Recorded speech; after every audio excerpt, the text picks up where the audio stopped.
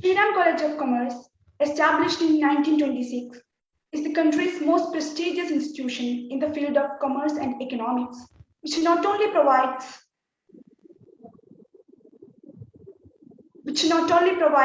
world-class academic facilities. I'm sorry. Which not only provides world-class academic facilities to its students, but also, I'm sorry, which not only provides academic facilities to its students, but also focuses on a great exposure in co-scholastic activities as well.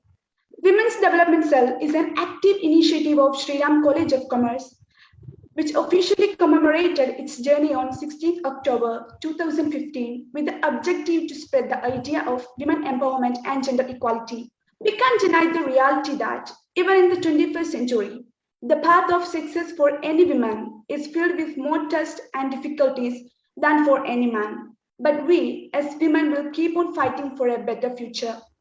To escalate this longing WDC, SRCC is here with its series Virangana, where we try to interact with amazing women from different walks of life. And following the same idea, we are extremely excited about having an amazing personality with us today in our fifth speaker session. Ma'am Sonal Goyal is an IAS officer who has been dedicated to the service of the nation for more than a decade now. She is presently posted as Special Resident Commissioner, Tripura Bhavan in New Delhi. Having secured an All India rank 13th in Civil Service examination, she has held various significant positions since then. Her excellence is supported by well-established credentials in the field of academics. We feel honored to tell you that she is an alumnus of Sriram College of Commerce and she did her BCom honors from here. She is also in CS from ICSI New Delhi, which augments her expertise in finance and commerce. She is another prestigious institution to prove her academic excellence, Faculty of Law, Delhi University, where she did her LLB, which adds perspective to her jurisprudence profile. She also holds a master's degree in public policy from IGNOU, making it a perfect combination of administration, law, and policy making. She also been featured in the top 25 women transforming India by Niti Aayog, United Nations, and MyGov in September 2016. Ma'am, the way you have been constantly serving the society reminds me of the line that empowered women empower women. We welcome you, ma'am, and we are delighted to have you with us today. It's really a pleasure and honor to host you. Today, ma'am will share her insights on women challenging the stereotypes in all the fields with us. So without further ado, let's begin.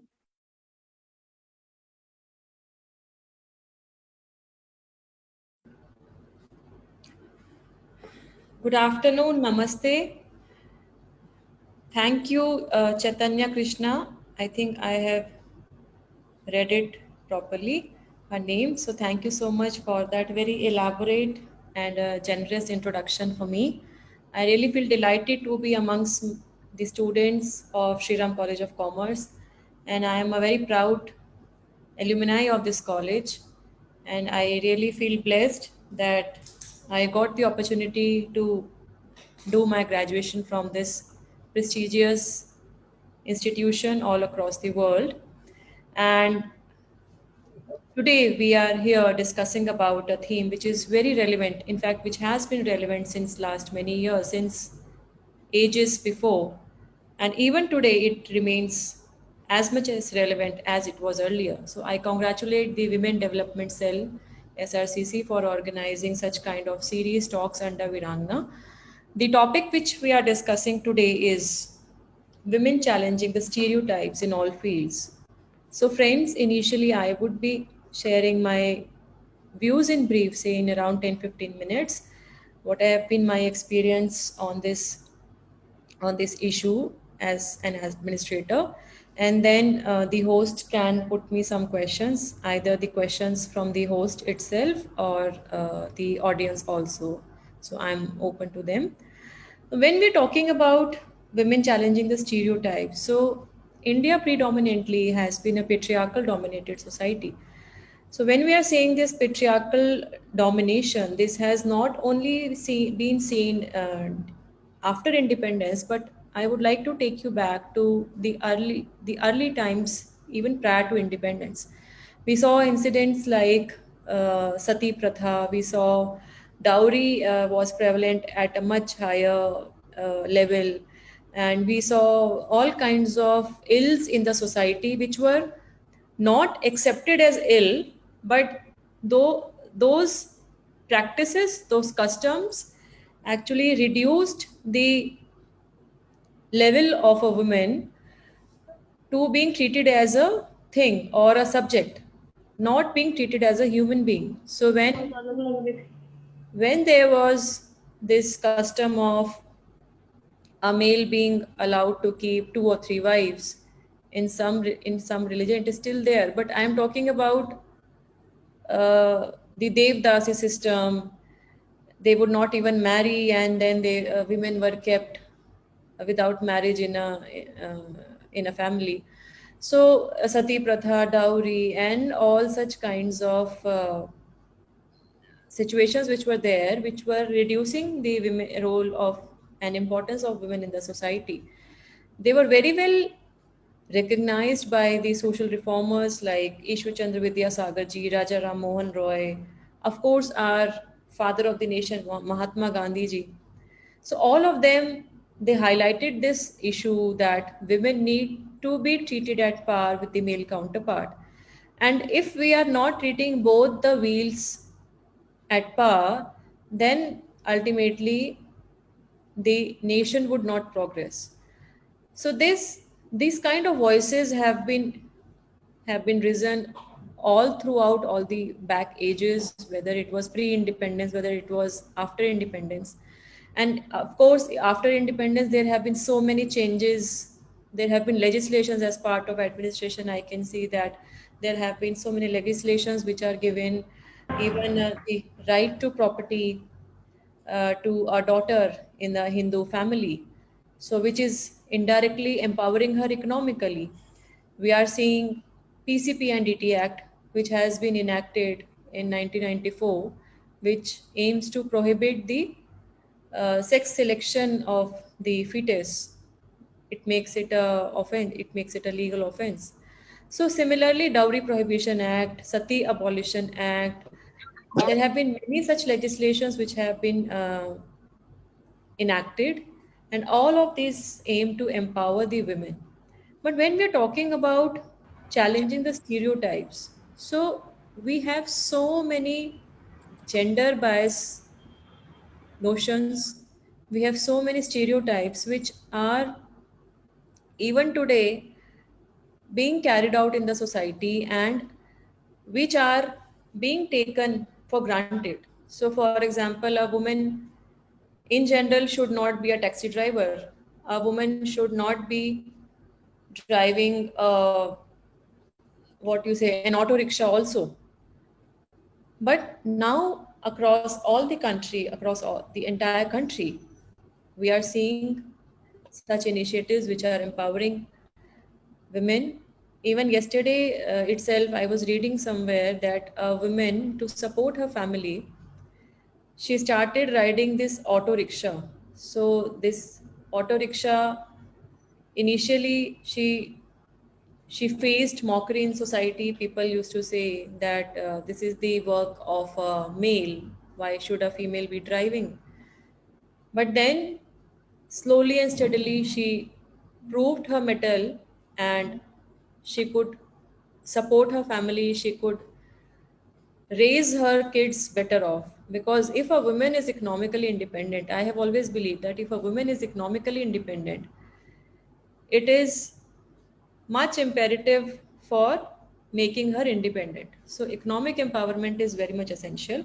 So when we're talking about today we are seeing so many young bright girls being excelling in all fields, whether it is science and technology, whether it is administration, politics, or for that matter, the corporate sector, education, sports, any field we see, we can see that girls and women are excelling in all fields. They are challenging the stereotypes, and they are proving their worth in the entire societal ecosystem. And we are also realizing the importance that it is equally important to give education to a girl child as much as it is important to give education to a son. To It is also important to give education to a daughter. So when I'm talking about women challenging the stereotypes, so women need to be given recognition, they need to be given support, they need to be nurtured. Many a times we see that many of the girls, young girls and female, they want to attain something in life. Sometimes they don't have resources, sometimes they don't have family support, sometimes they don't have the orientation only, that how do I achieve, how do I reach that, to up to that level. So it is also important for the society that society also encourages, and society also gives support to all such girls, all such young generation. If we see our world, and especially in our country in last 2020, and then of course this year, we all have been facing COVID-19 pandemic. This COVID-19 pandemic has given so many challenges in each one of us lives, but humanity as a whole has faced it with resilience. We have shown that whatever may come, yes, there may be some bits and falls, and we may not be able to cope up 100%, but we as humanity, we have to move forward.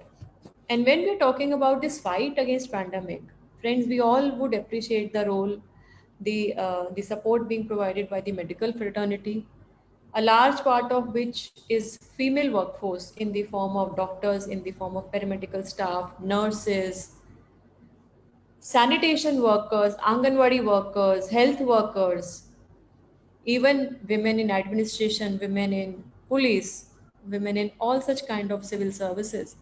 So women in all fields have shown that even if there is any such kind of a crisis situation in the country, they would shoulder the responsibility equally. So this has been proved time and again. Now, when we're talking about women rising to the challenges, or women, I mean, moving beyond what is generally supposed from them, we as society also need to create that environment, to create that ecosystem that they are able to excel. So, I mean, I would not delve much into that they have done this, they have done that. We all are appreciative. We all are very much recognizing the achievements being done by the women colleagues. What I want to emphasize more is that what needs to be done. हमें क्या करना चाहिए कि हम ऐसी महिलाओं को, हम ऐसी उन लड़कियों को और encourage करें that they are excelling in all the fields. So first and foremost, very important thing is that we need to provide equal access to education. So when we are talking about education, it is not only the primary education that they are sent to the schools till class 5 or secondary education till class 8. They should be completing at least their graduation, whether it is a distance learning course or whether it is a regular course, because even today in some parts of the country, we don't have, in every town, we don't have a college for higher education. So education is very important. If a girl, if a woman is literate, she can manage her family in much better way. She can manage and she can train her kids. Not only that, she can also help the people around her in much better way. So education is very important.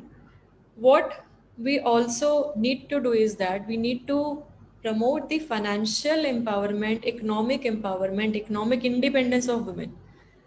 So they are earning on their own. There was a study last year in which it was mentioned that if we are having more women in the economy who are earning, it would lead to a greater rise in the GDP. For in context of my country only, of India only, I'm telling. It was mentioned specifically, if we have more women workforce, we have more women contributing economically, it will lead to the rise in the GDP at much higher pace. The reason being that when a woman is working, she is more oriented towards saving. She is more oriented, she will never be spending any expenditure unnecessarily. She is more interested in saving and utilizing that money more efficiently. Therefore, that financial economic empowerment is also very important. And for that matter, even Government of India and many state governments have started many programs which are empowering the women economically. Whether it is in the rural area, we have NRLM, National Rural Livelihood Mission, which is empowering the rural self-help groups. We also have schemes in which they are providing vocational training to the self-help groups. Even under Atmanirbhar Bharat Abhiyan last year, Honorable Prime Minister Sir had launched, in which they are promoting the indigenous artisans, craftsmen, and much support is being given to the women entrepreneurs. Even you would see that on social media, even Prime Minister and Union Ministers, even officers, they are promoting the things, material, the stuffs being prepared by the local artisans, the local weavers all across the country, and more specifically by the women-led enterprises. So all these things are a very welcome step.